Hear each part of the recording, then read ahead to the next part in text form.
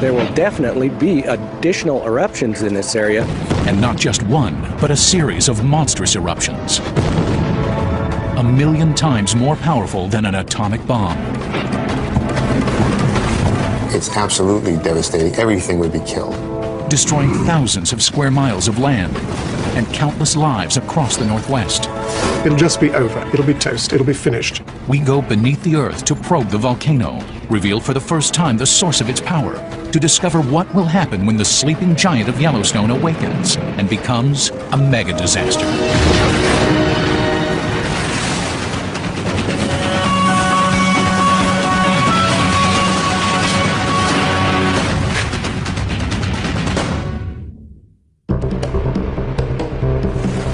The dance of geysers is one of nature's greatest spectacles. It's why millions of visitors each year come to America's oldest national park, Yellowstone. Its spectacular beauty inspired President Ulysses S. Grant to protect these 2 million acres of northern Wyoming wilderness back in 1872, and it's been a haven for outdoor enthusiasts ever since. Its incredible hot springs, bubbling pools of mud, unearthly ponds, and the most celebrated natural feature, the Old Faithful Geyser, are some of nature's greatest wonders. But beneath this primal beauty simmers a hidden threat. 5 miles below the waterfalls and mountain peaks lies the heart of a supervolcano, a constantly moving cauldron of molten rock the size of Mount Everest. Over countless millions of years, it fills with lava to the breaking point.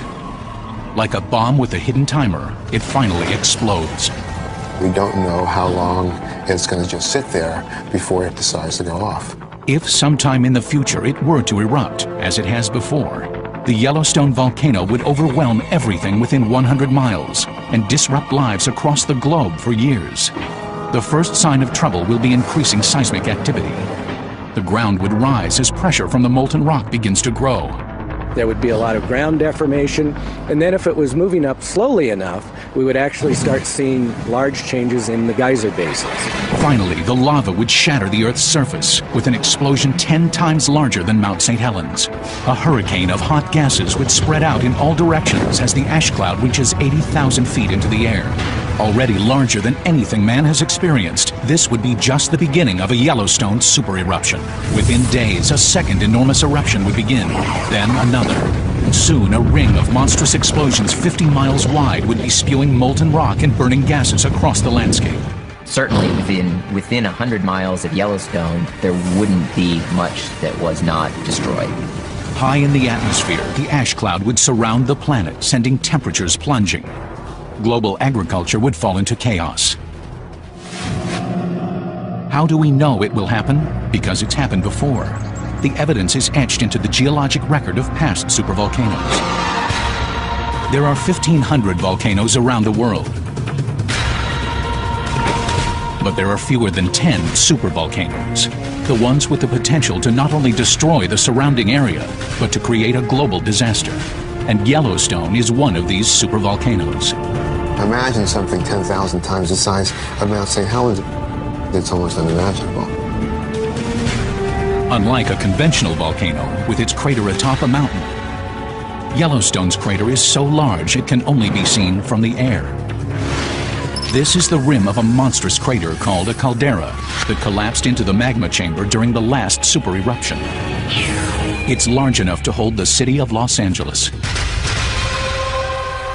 People drive 35 miles, 45 miles commuting to work in that. Well, that's the distance across this caldera.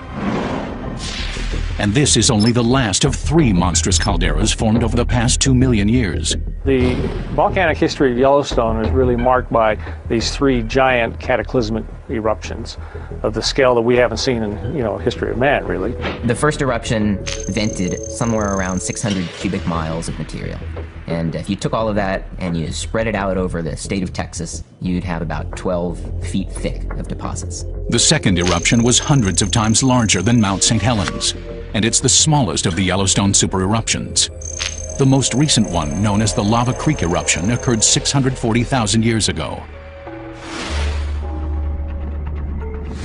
At the time, early man had yet to arrive on the scene. Exotic prehistoric animals roamed the North American continent.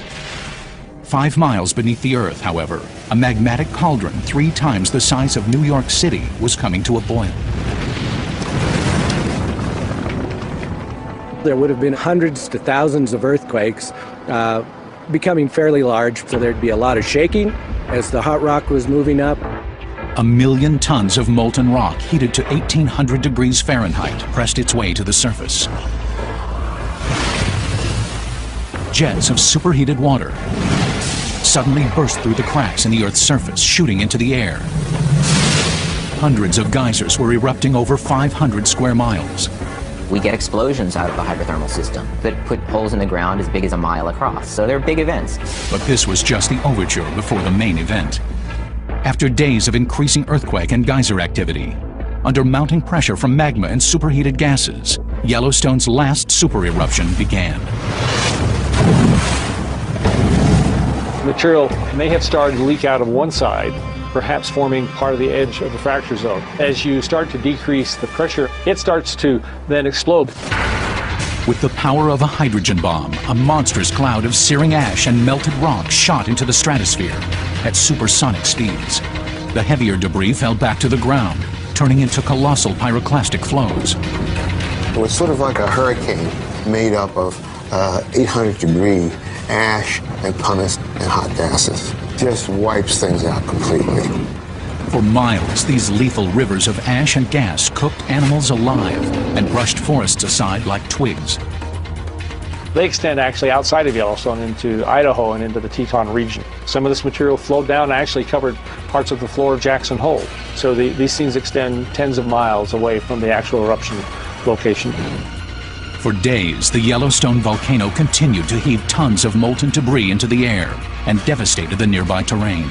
Then, across the caldera, another colossal explosion. Then another. Eruption after eruption began shooting more and more lava and pulverized rock into the air.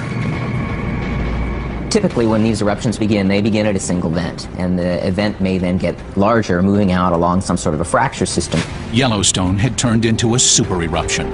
Its devastation would reach around the world.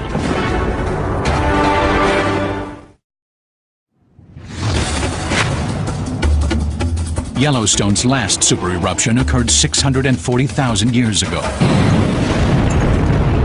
It started as a single massive volcano, but soon turned into a series of eruptions, exploding with the full force of a supervolcano. The entire sequence of pyroclastic explosions that formed the Yellowstone caldera may have taken as little as 2 weeks to happen. Pyroclastic flows slashed across the landscape, obliterating thousands of square miles. Separate clouds of ash fused into a massive column of smoke. Winds drove it across the country, darkening the sky for hundreds of miles. During the eruption of all this material, that's when the caldera would have started forming. In a final massive display of nature's fury, hundreds of square miles of mountain dropped thousands of feet into the pit of roiling magma. The Gallatin Range and the Madison Range and the Mount Washburn Range to the north continued somewhere into the Yellowstone region. These mountain ranges were destroyed. Now, when I say destroyed, I don't mean they were blown to smithereens into the atmosphere. Much of it just fell back into the magmatic system, just fell back into the cauldron, if you wish, up the caldera itself. We're talking about mountains that might be 12,000 feet high that are now the ground surface is on the order of 8,000 to 9,000 feet high. So 3,000 foot of mountain that is no longer there. Finally, after perhaps weeks of constant activity, the Yellowstone volcano subsided. But the devastation was far from over. A global disaster was about to begin. 2.5 trillion tons of sterile volcanic ash drifted with the winds and buried 2,000 square miles of the North American plains, destroying much of the continent's plant life. Volcanic ash that's ejected high up into the atmosphere and then falls many, many miles away, that goes as far as Louisiana and some of the states along the Mississippi River. So quite an ash cloud. The lighter particles remained in the air for more than a year, forcing temperatures to plunge across the hemisphere. It acts as a veil and cuts out the sunlight, and so it cools the climate below. I think there would certainly have been climatic changes due to Yellowstone. We estimated 3 to 5 degrees Celsius drop in temperature, which is quite severe on a global basis. 5 degrees was enough to kill off much of the tropical plant life across the globe. Over the next year, animals died from lack of food as the ash continued to block out the sun. It took years for the planet to recover, for sunlight to reach the Earth's surface, for plants to push through the layers of ash, for animals to repopulate the continent. This Yellowstone eruption 640,000 years ago changed the face of North America. But that wasn't the only super eruption to ever strike the area. Besides the 3 calderas found near Yellowstone Park, geologists have discovered a series of eruptions and super eruptions that extend back 16 million years. There have been a series of volcanic eruptions similar to those that occur at Yellowstone, and there are all sorts of calderas that are preserved in the Snake River Plain in Idaho and extending back into Nevada. To date, 15 calderas of more than 140 large eruptions have been mapped. They create a trail running northeast to southwest and are an indication of what geologists call a hotspot. A hotspot is a portion of the Earth's mantle that contains a massive pool of partly molten rock. There is an area within the Earth's mantle, deep underneath where we live, that is molten, and it's causing a lot of heat to rise towards the surface, and that heat causes melting in the crust, and so we get large magma chambers. From time to time, as the pressures build, the magma works its way to the surface and explodes. There are 20 or 30 hotspots around the Earth's globe, such places as Hawaii and Iceland. These are long-lived zones of active volcanism. The Hawaiian Islands, for example, were created one by one over the millennia by an underwater volcano. Though it appears as if the volcano had moved along the Earth's surface, in reality, the area of molten rock has remained relatively stationary.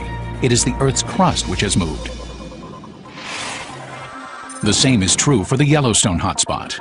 Above its magma chamber, the North American plate is slowly sliding to the southwest, about an inch a year.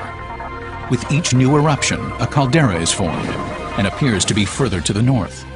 We find calderas all the way back into northern Nevada, and it's possible that there have been as many as 50 eruptions just as big as some of the ones that have come out of Yellowstone. With a history of multiple cataclysmic eruptions, Yellowstone is becoming the most studied supervolcano in the world, and its hundreds of yearly earthquakes, thousands of geysers, and massive magma chamber make it one of the most geologically active regions. This thing is a breathing system, and it's a dynamic system, so I called it a living, breathing, shaking caldera. At the heart of these super eruptions is thought to be a mantle plume, an upwelling of molten rock rising from deep within the Earth, but no one could be sure. Recently, however, scientists have been using extremely sensitive monitoring systems to capture data from earthquakes centered around the world. The data has helped create the first 3D image of the source of Yellowstone's power. Once we put out an array of seismographs with sufficient resolutions, like getting a high-resolution CAT scan, we saw that this thing was going off laterally about 150 kilometers to the northwest, and it is basically coming up from a depth of about 600 kilometers. Yellowstone's magma source begins 450 miles below the surface, and surprisingly not directly under the park, but 150 miles away beneath the Montana-Idaho border. It was totally unexpected and would not fit into anyone's textbooks or classic ideas. As the research continues, scientists are realizing how little they really know about the Yellowstone volcano. Since humans haven't seen an eruption of this magnitude, we're somewhat challenged to know exactly how the systems work. One thing is known for sure. If Yellowstone erupts again, pyroclastic flows will destroy everything near the volcano, and its ash cloud would overwhelm humanity across the globe, and predicting its eruption could be a matter of life and death.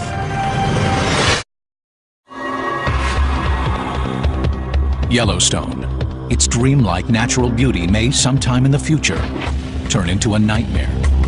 With little warning, the gigantic volcano could awaken and explode, putting the entire planet at risk. Unlike most disasters, such as tornadoes or hurricanes, which are short-lived and localized, a volcanic super eruption in Yellowstone would have global effects for years. Its impact would be on the scale of an asteroid, large enough to change the way we view our history.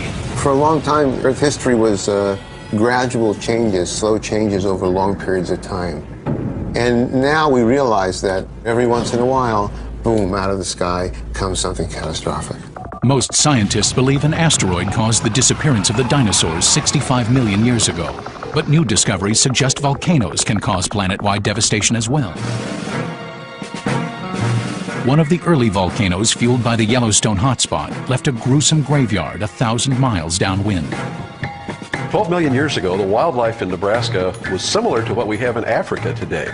We have elephants, rhinoceroses, camels, horses related to zebras, all kinds of critters that aren't here anymore. Their bones, discovered in northern Nebraska, tell a distressing story of Yellowstone's impact. They were found buried under several feet of ash, volcanic debris linked to a super eruption. We first thought that maybe all these critters had been buried alive in ash, like the people at Pompeii.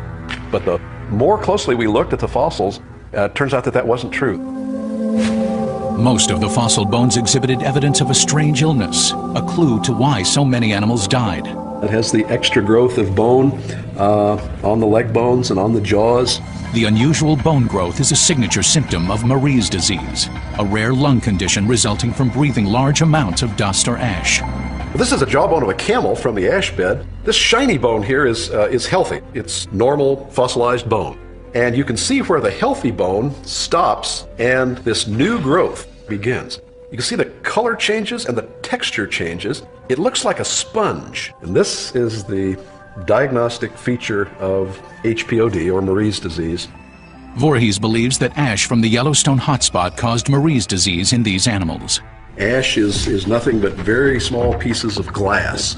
That's how you can tell volcanic ash from other types of fine powdery rocks, is that volcanic ash sparkles because it's made out of little teeny pieces of glass. During a super eruption, the tremendous pressures cause the molten rock to explode. It turns the rock into tiny pieces of glass, which drift with the wind and land hundreds of miles away. Just as soon as the volcanic ash fell, the whole landscape for thousands of square miles was covered with this very fine powder. And every step that those animals took, they would raise a cloud of ash. And they just kept breathing it day after day after day. So what we think happened to the animals is that they breathed this material night and day until their lungs just gradually gave out. Most of the animals on the Nebraska plains suffocated on the ash within a week of the eruption.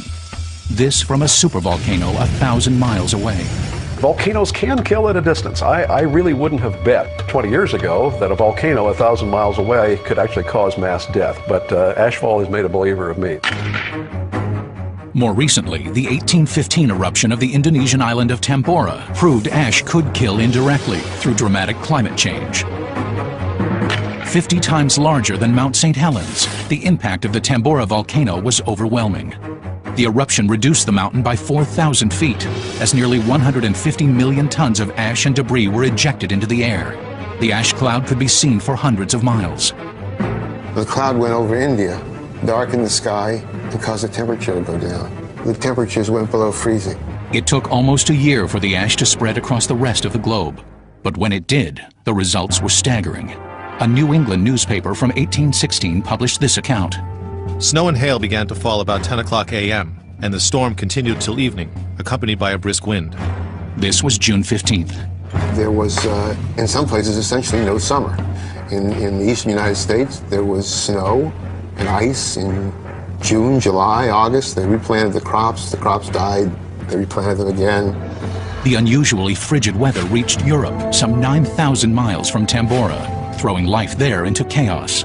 1816 was the last time there was widespread starvation in Europe. That's never happened since. And it's almost certainly involved with the eruption of Tambora. And the Tambora eruption doesn't begin to match the fury of a Yellowstone super eruption. The Tambora eruption is on the order of 50 to 100 times smaller than these large sort of supervolcano eruptions out of Yellowstone. Even smaller than Tambora was the 1991 eruption of Mount Pinatubo in the Philippines, which devoured villages out to 200 miles. Yet despite its modest size, Pinatubo altered the global climate for years and has been linked to the destructive hurricanes Andrew and Iniki. After the eruption of Pinatubo, there was a definitely measurable change in the global temperature as a result of that eruption. It was on the order of 2 degrees for the year following the eruption. It may sound trivial, but a 2-degree change in global temperature over a long time could create unusually severe storms and kill off all but the hardiest plant life. Pinatubo was 100 times smaller than the last Yellowstone supereruption and had cataclysmic effects across the globe. Imagine what Yellowstone would do. In recent geological history, only the colossal eruption of Toba on the island of Sumatra can match the size of Yellowstone. And that eruption some 70,000 years ago may have nearly destroyed the human race. Well, Toba is the largest supervolcano that we know about. There's now a large lake called Lake Toba, which is the hole out of which the eruption came.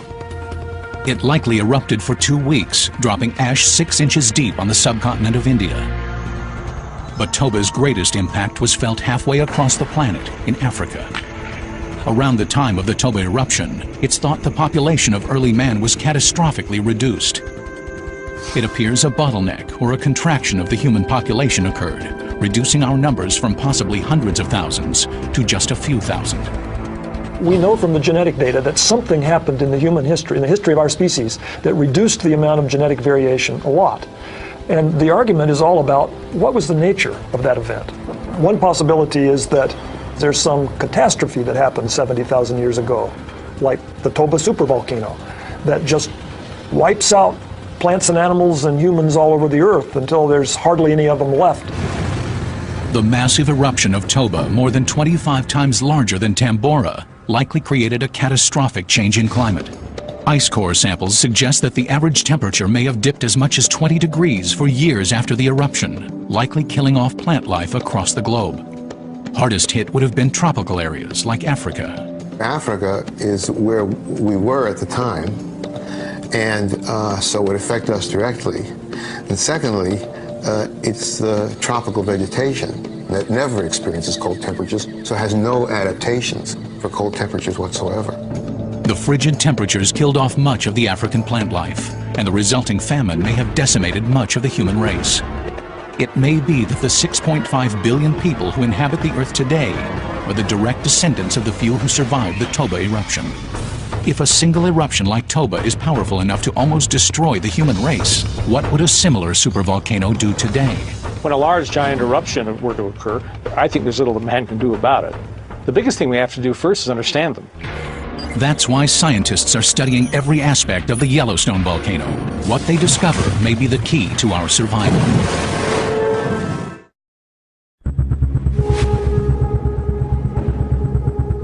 For most of us, Yellowstone National Park is one of our greatest natural treasures. But what lies just below the surface could destroy it all. The sense of scale of the catastrophic eruptions for Yellowstone is very hard to grasp. 640,000 years ago, a supervolcano in Yellowstone devastated the region. Today, scientists monitor the ground movement in Yellowstone to determine if and when another supereruption might occur. We don't know exactly what happens before a supereruption takes place and how much time one has before the eruption actually goes off. The rise and fall of the ground, for example, could indicate the movement of magma below, a possible danger sign. These movements cover very short distances over long periods of time. So scientists have placed throughout the park 12 global positioning satellite monitoring stations that can detect ground movements within a quarter of an inch.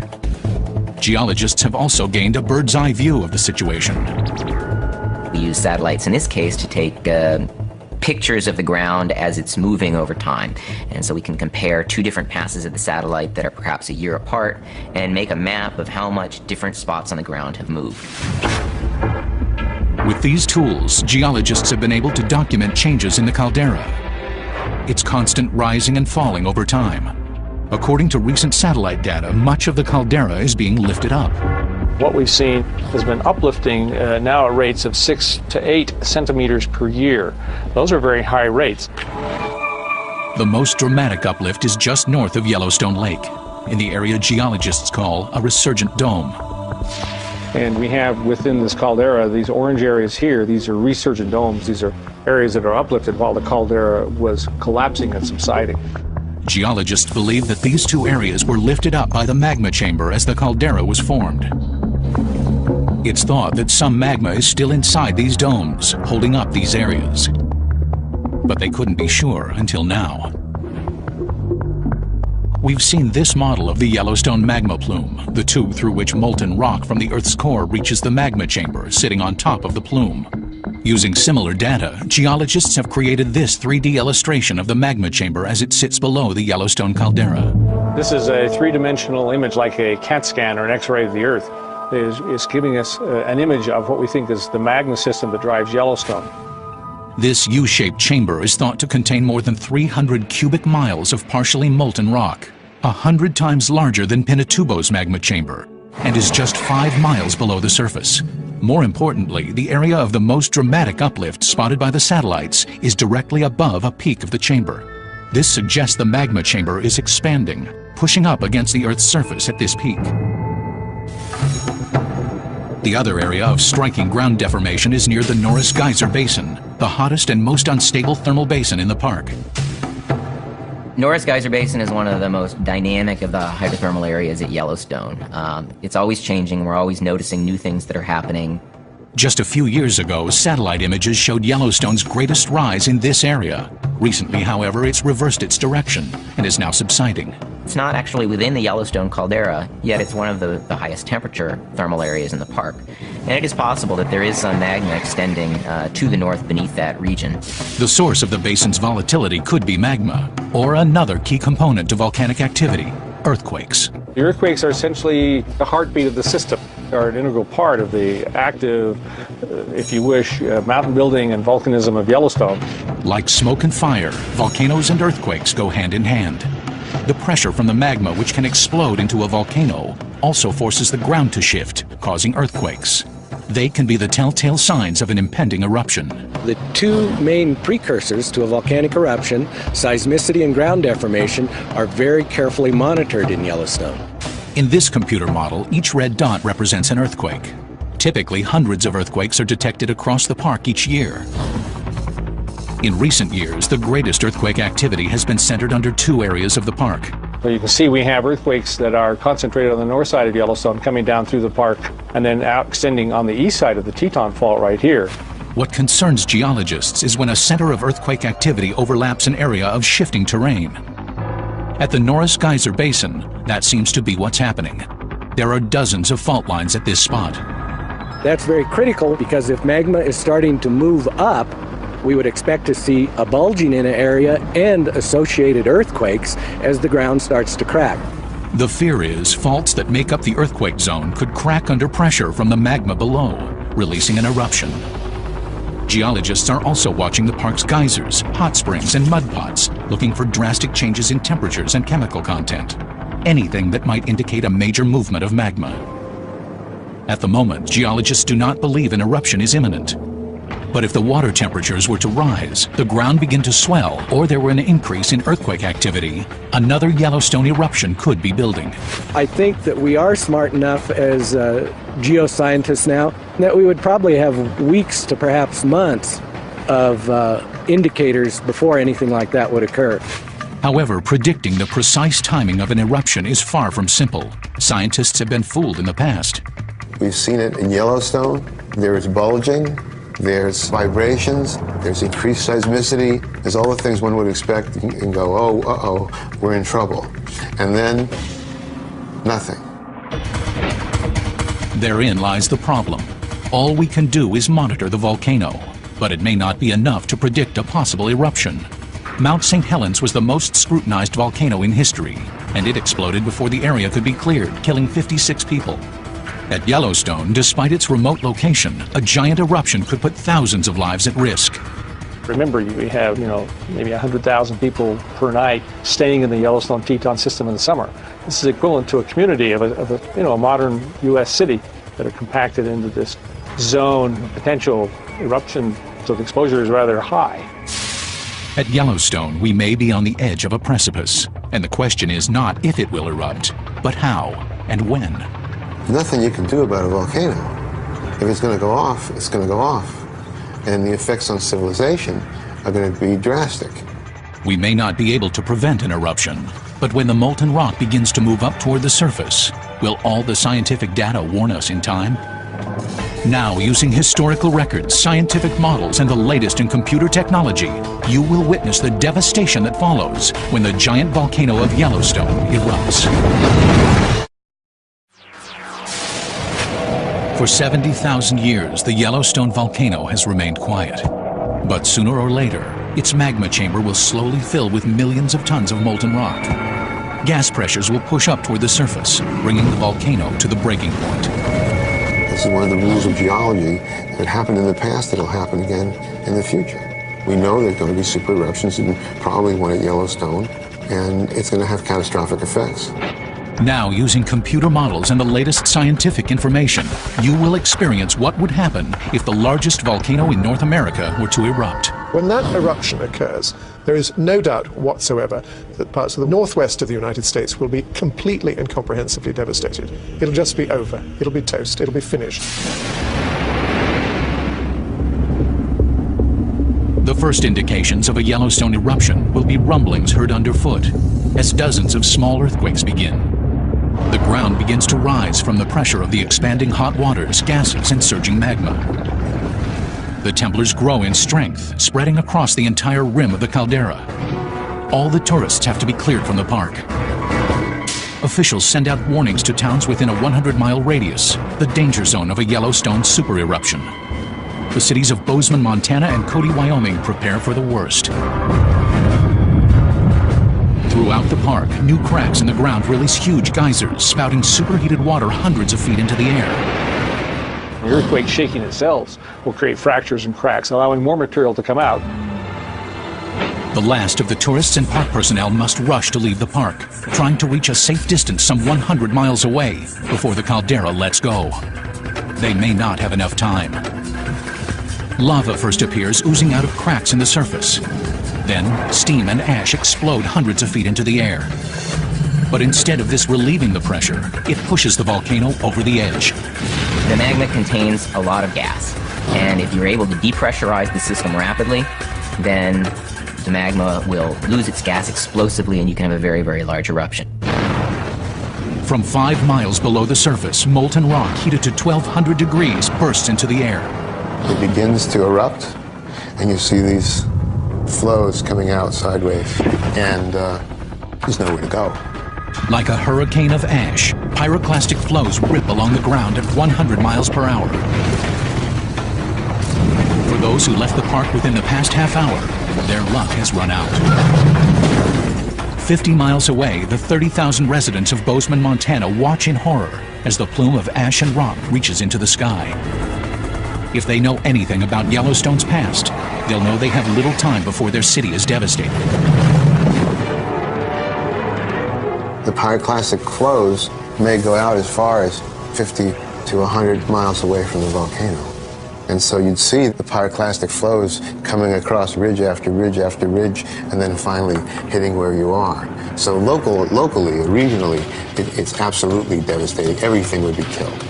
The sky begins to darken as the ash cloud obscures the afternoon sun. The material is going to explode, violently to the surface, and the material's coming out at supersonic velocities. The finer materials go 50, 60, 80,000 feet into the atmosphere. Then, a second eruption begins on the other side of the caldera. Then another. It is no longer a simple volcanic eruption. Like it did hundreds of thousands of years ago, Yellowstone builds into the largest eruption known to man. The giant cauldron of magma spews 1 million tons of melted rock thousands of feet into the air as several volcanoes continue to erupt. Wave after wave of burning ash and debris destroy everything in their paths. With so little warning, nearly 400,000 people are at risk. And it gets worse. Material falls back onto the surface of the earth, and so you get ashes that are maybe 10, 20, 30 feet deep around Yellowstone. A brilliant summer afternoon begins to look like a blustery, snowy night.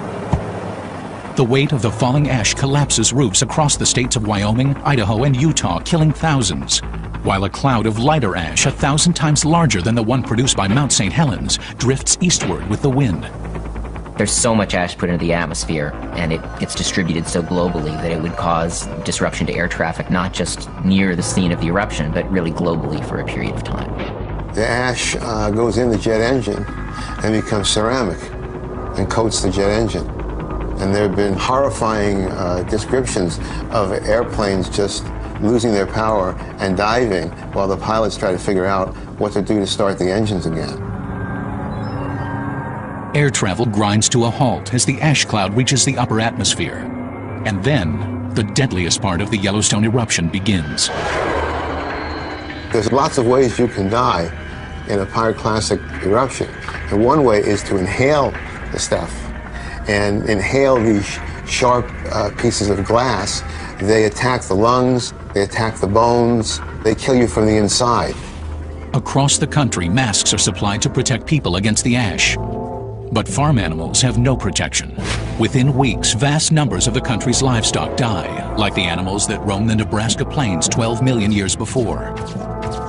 And volcanic ash covers much of the Midwest farmland. You can't grow anything in that ash. Fresh volcanic ash is sterile, like Mount St. Helens just after the eruption. And so it wipes out the breadbasket of the world, breadbasket of Canada, breadbasket of the United States. And the effects could last for years. Recovery is going to be a long process. So where does food come from in the meantime? I don't know. Millions of people could die from starvation related directly to the ashfall in America's Midwest. Countless more would suffer as the ash cloud drifts across the globe, dramatically changing our climate. It's quite likely that the climatic effects would be much worse than humans had experienced in the last couple hundred years. The Toba eruption suggests that ash particles would remain in the atmosphere for 6 years, radically cooling the planet. It could mean snow in June, frost in August, and the killing off of crops for years to come. Imagine 6 years without a growing season. What does that mean? I foresee a very difficult period of time when civilization would really be strained at the roots. This would be the most severe condition that human beings have ever met. It may not happen for thousands of years, but one day history will repeat itself. The slumber of the Yellowstone caldera will end, and the planet will face potential catastrophe. Hopefully by then we'll be prepared. But if not, it could be one of nature's greatest mega disasters.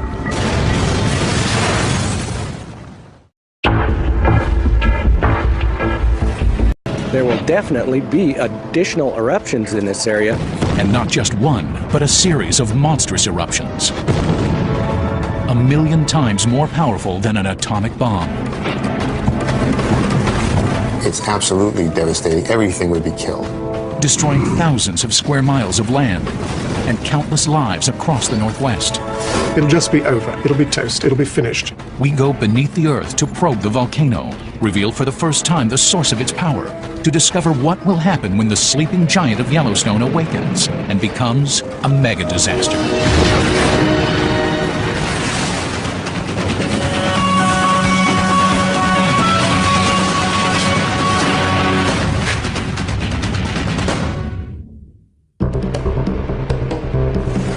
The dance of geysers is one of nature's greatest spectacles. It's why millions of visitors each year come to America's oldest national park, Yellowstone. Its spectacular beauty inspired President Ulysses S. Grant to protect these 2 million acres of northern Wyoming wilderness back in 1872, and it's been a haven for outdoor enthusiasts ever since. Its incredible hot springs, bubbling pools of mud, unearthly ponds, and the most celebrated natural feature, the Old Faithful Geyser, are some of nature's greatest wonders. But beneath this primal beauty simmers a hidden threat. 5 miles below the waterfalls and mountain peaks lies the heart of a supervolcano, a constantly moving cauldron of molten rock the size of Mount Everest. Over countless millions of years, it fills with lava to the breaking point. Like a bomb with a hidden timer, it finally explodes. It's almost unimaginable.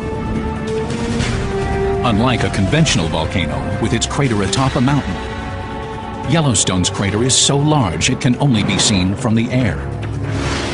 This is the rim of a monstrous crater called a caldera that collapsed into the magma chamber during the last super eruption. It's large enough to hold the city of Los Angeles. People drive 35 miles, 45 miles commuting to work in that. Well, that's the distance across this caldera. And this is only the last of 3 monstrous calderas formed over the past 2 million years. The volcanic history of Yellowstone is really marked by these 3 giant cataclysmic eruptions of the scale that we haven't seen in, history of man, really. The first eruption vented somewhere around 600 cubic miles of material. Then another. Soon, a ring of monstrous explosions 50 miles wide would be spewing molten rock and burning gases across the landscape. Certainly within 100 miles of Yellowstone, there wouldn't be much that was not destroyed. High in the atmosphere, the ash cloud would surround the planet, sending temperatures plunging. Global agriculture would fall into chaos. How do we know it will happen? Because it's happened before. The evidence is etched into the geologic record of past supervolcanoes. There are 1,500 volcanoes around the world. But there are fewer than 10 supervolcanoes, the ones with the potential to not only destroy the surrounding area, but to create a global disaster. And Yellowstone is one of these supervolcanoes. Imagine something 10,000 times the size of Mount St. Helens. We don't know how long it's going to just sit there before it decides to go off. If sometime in the future it were to erupt, as it has before, the Yellowstone volcano would overwhelm everything within 100 miles and disrupt lives across the globe for years. The first sign of trouble will be increasing seismic activity. The ground would rise as pressure from the molten rock begins to grow.